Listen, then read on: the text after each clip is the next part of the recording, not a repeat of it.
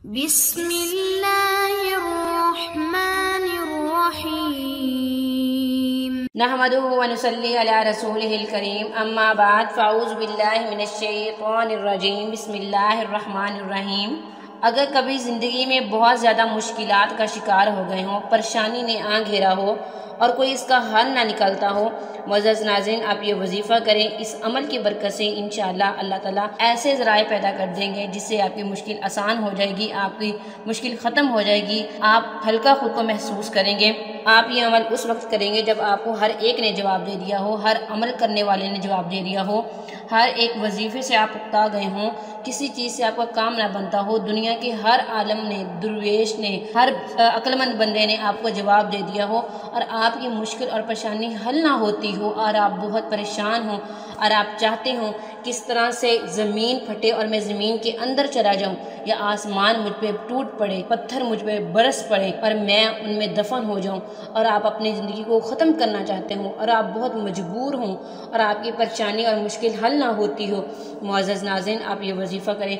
इंशाअल्लाह इस अमल की बरकत से अल्लाह ताला आपके बिगड़े काम आसान कर देंगे। आपकी हर मुश्किल, आपकी हर ख्वाहिश, आपकी हर आरज़ू पूरी हो जाएगी, चाहे वो शादी की हो, चाहे वो कोई दुनियावी मसला हो, झगड़े का हो, रिस्क का हो, किसी भी तरह का कोई भी मसला हो, औलाद का मसला हो, इंशाअल्लाह इस अमल के बाद आपका हर नामुमकिन काम मुमकिन हो जाएगा।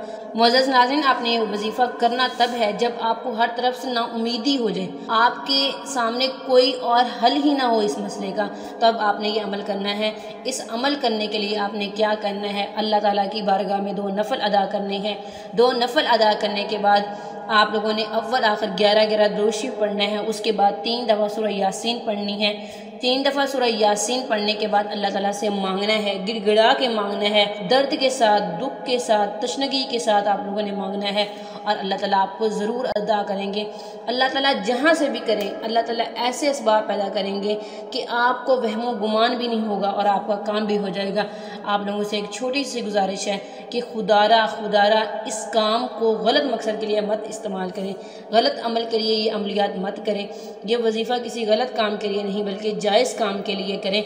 और आपसे एक छोटी सी गुजारिश है कि अल्लाह ताला को याद करते रहें, अल्लाह ताला के साथ अपना कनेक्शन मजबूत करें। कनेक्शन तब हमारा मजबूत होगा जब हम कुरान मजीद पर अमल करेंगे, इससे हम अपने मसाइल का हल निकालेंगे। जब हम कुरान मजीद पर अमल करेंगे और इससे अपने मसाइल का हल निकालेंगे, इसलिए कुरान मजीद के साथ अपना ताल्लुक़ मजबूत करने के लिए ये ज़रूरी है कि आप कुरान मजीद फुरक़ान हमीद को समझें, इसको पढ़ें। पहले दुनिया में सबसे अहम काम ही यही है कि हम कुरान मजीद को समझें।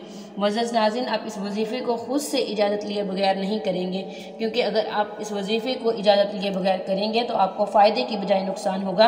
आप अपना नाम कमेंट्स करेंगे, हमारी तरफ से आपको वजीफ़े की इजाज़त दी जाएगी। आखिर दावाना अनिल हम्दुलिल्लाहि रब्बिल आलमीन।